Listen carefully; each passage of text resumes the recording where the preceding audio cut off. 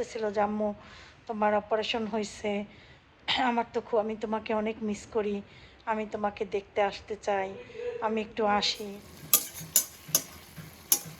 দেখি তো চুলটা কেমন কাটছে। ওয়াও, সুন্দর একটু আসছে। হাবিবেরটাও সুন্দর কাটছে। মানে আয়, কালকে মাছ রান্না ছিল। তুমি কি ব্যাংকে পুটো হইছো?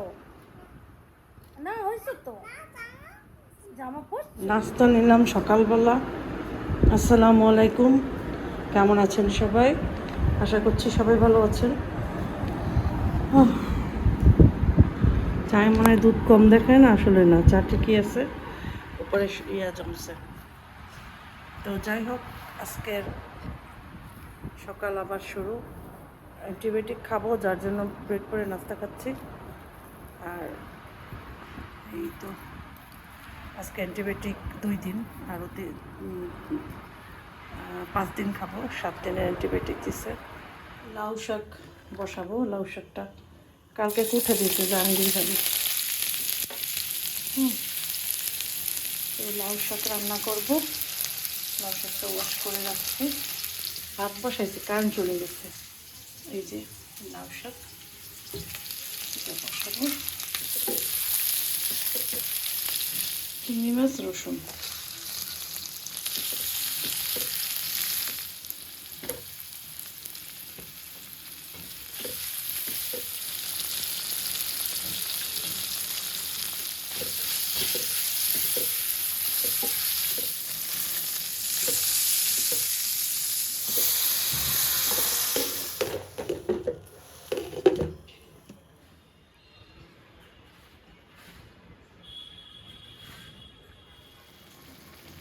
লাউ শাক রান্না করা শেষ।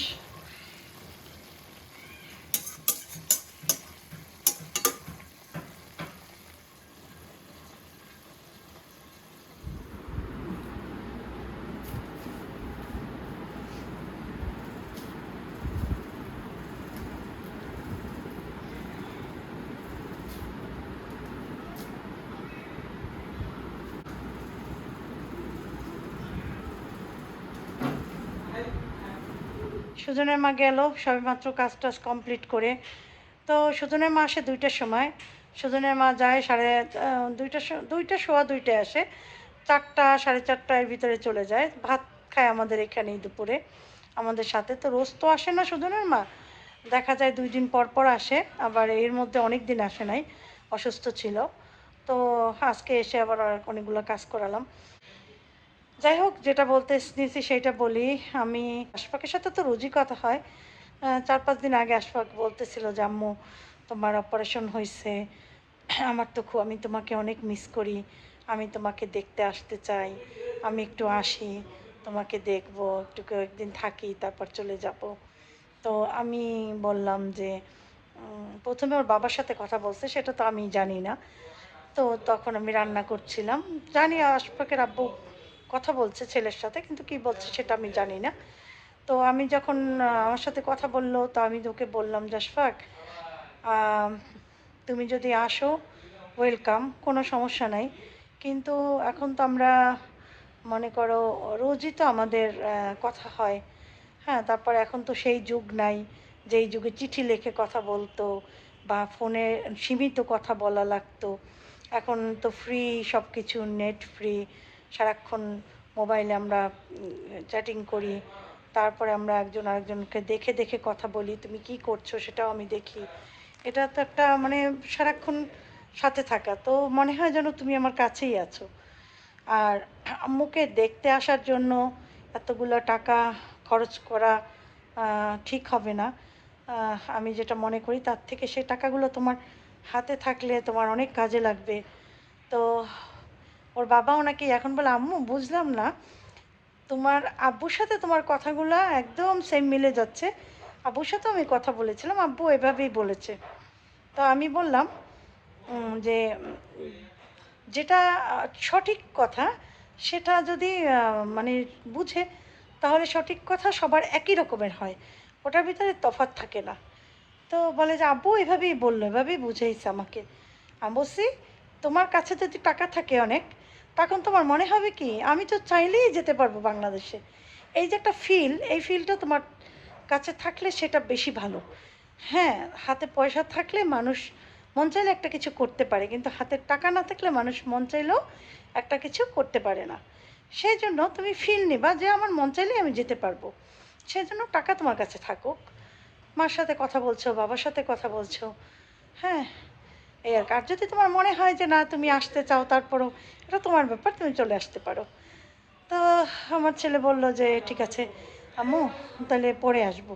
আমি বলছি হ্যাঁ, আর এখনও অনেক গরম, তুমি তো গরমে কষ্ট হয় তোমার, তো ঠান্ডাটাও পড়ুক, সুন্দর সিজনে আসো, ওইটা বেটার হবে। চাইলে আরও তুমি থাকো কিছুদিন। হ্যাঁ, তো এই কথা বললাম। এখন অনেকেই বলবেন যে আশফাক কী করছে। হ্যাঁ, আমি আসলে আশফাকের ব্যাপারে কোনো ভিডিওতে কিছু বলি না, এটা আপনারা খেয়াল করেছেন। কারণ আমি আসলে আসিফেরটা বলে ফেলছি, হয়তো দরকার ছিল বলার সেই জন্য। কিন্তু আমি আসলে আর কিছুই কারো কোনো ব্যাপারে আমার বাচ্চাদের অতিরিক্ত আমি কিছু বলতে চাই না। কারণ আমি চাই না যে কোনো ব্যাপারে নজর লাগুক বা কোনো কিছু হোক। সেজন্যই আমি অ্যাভয়েড করি, বা আমার ছেলেও নিষেধ করেছে, যার জন্য আমি আপনাদের কিছু বলি না। যে যা মনে করতে পারেন, সমস্যা নেই। অনেকে এসে একটু পিন দিয়ে মানে খোঁচা দিয়ে কিছু বলে, কিছু কথা বলে, এটা যার যার ব্যক্তিগত অভিরুচি। এক এক মানুষের এক এক রকমের অভিরুচি থাকে। কেউ মানুষকে কষ্ট দিয়ে নিজেরা শান্তি পায়, মজা পায়, বা কাউকে হার্ট করে কথা বলে সে খুব আনন্দ নেয়, এটা তার অভিরুচি। অন্তরের ভিতরে অনেক ওই এইভাবেই তো আল্লাহ মানুষকে বিচার করবে, যে কার অন্তর কত রকমের, কতখানি ভালো, সেটা তো আল্লাহ মানুষের এই অন্তর দিয়ে দেখবে সব থেকে বেশি। তো অনেকেই এসে খোঁচা মেরে কথা বলেন, এটা তাদের অভ্যাস, ব্যক্তিগত বা এদের ফ্যামিলিগত অভ্যাস, নানানভাবে অভ্যাস মানুষের থাকে। তো এটা নিয়ে আমি আর কিছু বললাম না। যাই হোক, আমি আসলে অনেক কিছুই বলতে চাই না। আর আমি কেন মুখ ঢেকে রেখেছি এই কথাটা অনেকেই জানতে চাইবেন। কথা হচ্ছে, আমি কথা বললে আমার এই মুখটা একটু বাঁকাইয়া যায় এদিকটা। কারণ এটা আমার যে এই যে অপারেশনটা হয়েছে না, এই সাইডে হয়েছে তো। তো এই অপারেশনগুলো হলে যেটা হয়, আমি একদিন বলেছিলাম যে আপনাদের এ নিয়ে আমি কথা বলবো। এই অপারেশনগুলো হলে এমন হয়, কখনো মুখ একটু বাঁকিয়ে যায়, কখনো চোখটা এইরকম ছোট হয়ে যায়, কখনো এইটা এরকমের নিচের দিকে নেমে যায়। এই অপারেশনটা হলে এটা হয়। এখন কেন হয়? এখানে সমস্ত নার্ভগুলো থাকে এখানে, এই নার্ভে চাপ লাগে, প্রেশার লাগে, বা নার্ভ কেটে যায়, যার কারণে এগুলো হয়। তো এগুলো আমাদের পরিচিত যত মানুষের অপারেশন হয়েছে আমাদের জানা, আমার অপারেশনের আগেও আমি জেনেছি, কারো চক্ষু ছোট হয়ে গেছে, কারো চক্ষু নিচে নেমে গেছে, কারো মুখ সরে গেছে। এবং যাদের মুখটা সরে যায় ওদের মুখ আস্তে আস্তে ঠিক হয়ে যায়, সময় লাগে। আমার অপারেশনের পর আমার প্রচুর মুখটা একদম এখানে চলে আসতো, বেঁকিয়ে যেত পুরা। তো আলহামদুলিল্লাহ সবাই বলে, আমিও দেখি যে সেটা অনেকটা ফিল আপ হচ্ছে আস্তে আস্তে। এটা হতে অনেক সময় লাগবে, হয়তো 1 বছরও লাগতে পারে। এই জন্য আমি আর চিন্তা করলাম যে ফেসটা দেখিয়ে কথা বলবো না। কারণ আমার ইউটিউব জগতের সব মানুষ যে ভালো তা না। অনেক মানুষকে হার্ট করে কথা বলে, কলিজায় কষ্ট দিয়ে কথা বলে, এভাবে কথা বলে আনন্দ পায়, যেটার একটা নমুনা আমি দিচ্ছি। 10 দিনের দিন আমার বাসায় আমাকে ইনজেকশন দিতে এসেছিল আমাদের এখানের ফার্মেসির একটা মেয়ে। ওদের মেয়ে ফার্মেসিটা চালায়, ও প্রশিক্ষণপ্রাপ্ত। তো আমার হাজব্যান্ড ওই লাস্ট ইনজেকশনটা আমি ক্লিনিকে দিতে পারিনি এই কারণে, কারণ ক্লিনিকের যেখানে আমার অপারেশন হয়েছে ওরা সবাই ওই দিনকে ওদের নাকি বিয়ের দাওয়াত। তো শুক্রবার সবাই থাকবে না, তখনই আমাকে বলে দিচ্ছে এখানে ওরা, আমাকে তো সবাই চিনে, তো আমাকে ভাবি ডাকে। তো বলে ভাবি আমরা তো কালকে তো আমরা থাকবো না, কালকে তো শুক্রবার, আমরা বিয়েতে সবাই যাবো স্টাফরা, আপনি এই ইনজেকশনটা ইয়ার থেকে দিয়েন, যে কোনো ফার্মেসির ইয়ার থেকে দিলেই হবে। তা বলছে আচ্ছা ঠিক আছে। তারপরে ওই মেয়েটাকে এনে আমি ইনজেকশন দেবো। ওটা করতে হয়, ওই যে ওটা তো ক্যানুলার মধ্যে দেয়, তো ক্যানুলা তো সরিয়ে ফেলছি, বাটারফ্লাই দিয়ে একটা পাইপ থেকে, পাইপের ভিতর দিয়ে ইনজেকশন ওই যে দিয়ে আস্তে আস্তে করে দিতে হয়, অ্যান্টিবায়োটিকটা অনেক টাইম নিয়ে দিতে হয়।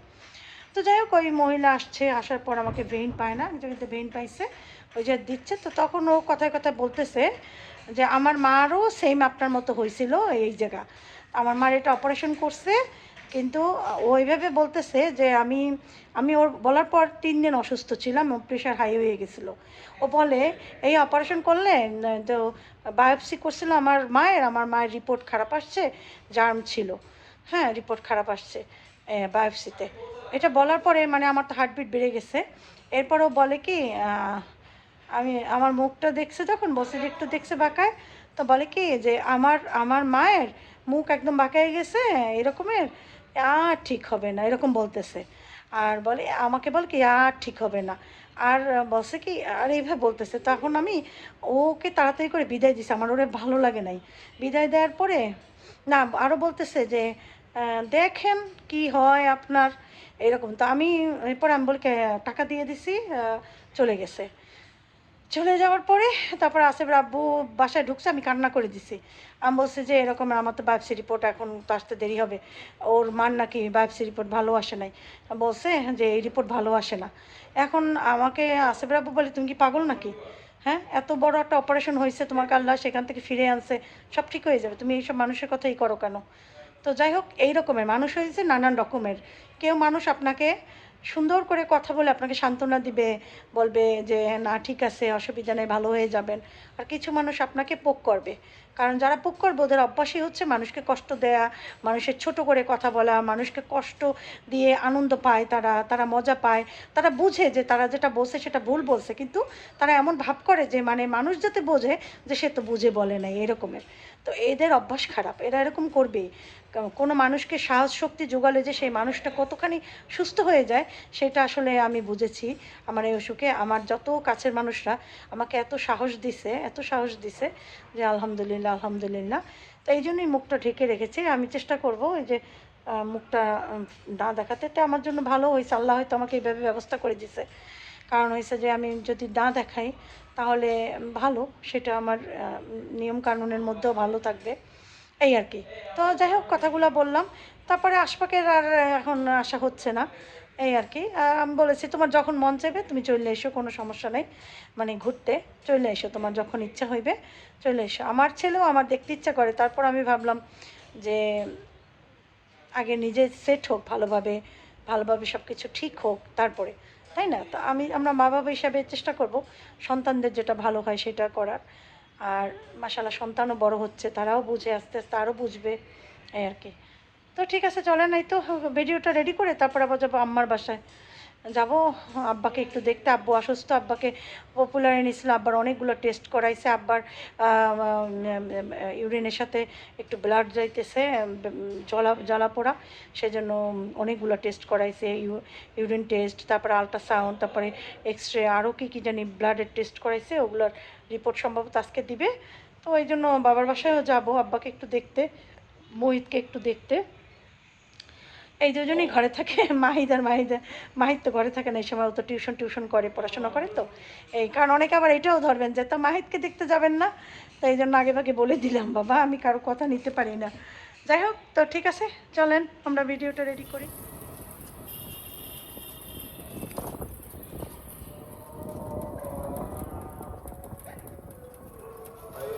আসো, এই নিয়ে যাও, এদিকে আসো, কাম ইয়ার, দেখাও তো, এদিকে আসো এদিকে আসো এদিকে আসো এদিকে আসো, গাড়িটা দেখাও, এদিকে আসো এদিকে আসো, কাম। ও আয়না নিয়ে এসছো, আম্মা পড়ে যাবে আয়নাটা। দেখি তো গাড়িটা, দেখি তো গাড়িটা দেখাও তো। হ্যাঁ দেখাও, বলো পুপি আনছে, দেখাও গাড়িটা, গাড়িটা দেখাও, বলো হট হুইলস। চালাও হট হুইলসটা, এই পড়ে যাবে আয়না। দাও আমার কাছে দাও, ওইটা আমার কাছে দাও, আয়নাটা আমার কাছে দাও। আচ্ছা নিয়ে আসো, কি কোনটার কথা বলো?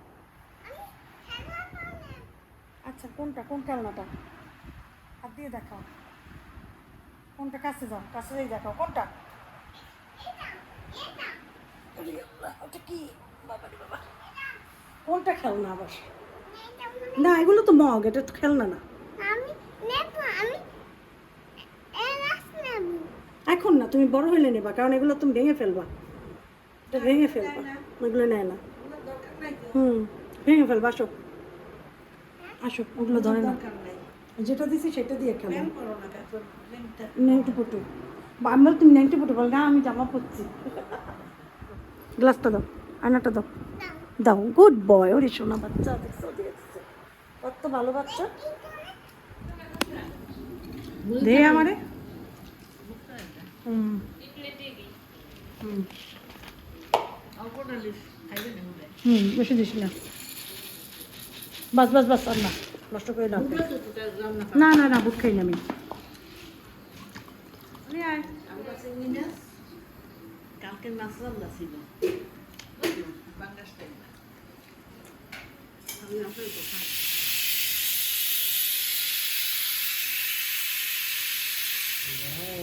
ওয়াও, ওয়াও ওয়াও এই যে একটা ডিম দিছি, ডিম দিয়েছে একটা ডিম ছাড়া, একটা হটডগ, একটা ডিম, একটা হটডগ। থ্যাংক ইউ মূল কেউ আমার ভাই তোমার আর ভাইয়ার। ঠিক আছে না, তোমারটা তুমি ধরো, ভাইয়ারটা দিয়ে দিই। চলো আসো এতে আসো না মজার মজার স্যান্ডউইচ স্যান্ডউইচ, খাবার দাবার আনতে কিছু, এগুলো রেখে দেবো জায়গা মতো। এখন কি ইয়ে করবা নামাজ পড়ছো হুম? না, নামাজ পড়বে এখন তুমি না এখন খাবার না। কোনো খাবার এই গেটটা ট্রাই তুমি কোনটা খাইতেছো এখন? ডিমের, ডিম আর হটডগ এটা, আর ওইটা শুধু হটডগ। সেই আগে খাওয়া ডিমেরটা খাইতেছো না, ডিমেরটাই আগে খাবা। মজা হয়েছে না? তোমার মেয়রসটা তো 100 একদম থুমের মতো লাগে না, রিয়াদের গার্লিক গার্লিক গার্লিক সসের মতো। এই রেসিপিটা আমি অনেক দিছি, তারপর অনেকে চাইছে আবার একদিন করবো, সেদিন দেখাবো অনেক। এটাকে একদম ইয়ার মতো আছে, দেখি তো চুলটা কেমন কাটছে। ওয়াও, সুন্দর একটু আসছে। আমি এত জোর কেটেছি একটু পিছনটা দেখি তো। এটা আরেকটু উঠাই দেতা।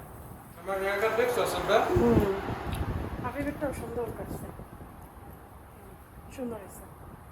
খাবার খাও তোমরা। তুমি খাবে না না, বসবে না, একা তো ভাত খাইতে ভালো লাগে না। রুটিটা এখন ফ্রিজে পড়ি, একা ভাত খাইতে মজা লাগে না, ভাত খাইতে হয় সবার সাথে। অবশ্যই সবার সাথে খেতে মজা লাগে। আব্বু আসুক, সবাই একসাথে খাবো।